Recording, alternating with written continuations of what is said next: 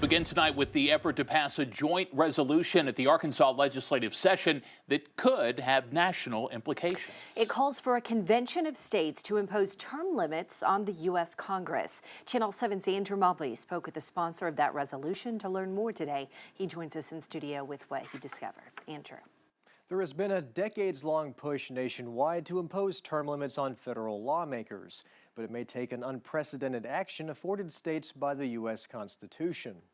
Proponents of congressional term limits argue that greater rotation of lawmakers would allow citizens greater say through the electoral process, clear out career politicians, and reduce lobbyists and special interests' influence in the nation's legislature. It's better for the people because you get more input from the people, different ideas, different viewpoints.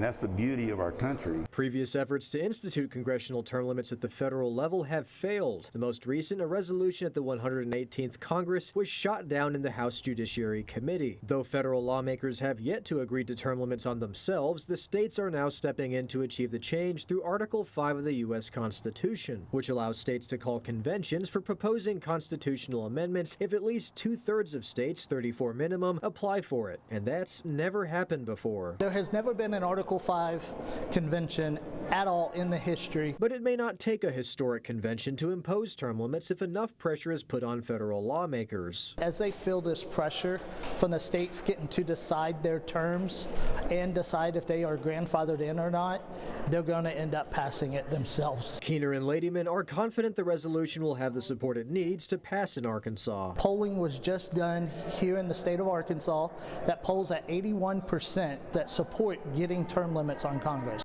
Ladyman says he intends to amend his resolution and has already been approached by fellow lawmakers who'd like to co-sponsor it. On your side, I'm Andrew Mobley. Okay, thanks so much, Andrew. And according to Keener, 9 states have already passed resolutions calling for congressional term limits, and Arkansas is currently among about 6 states that have similar resolutions that have been filed so far this year.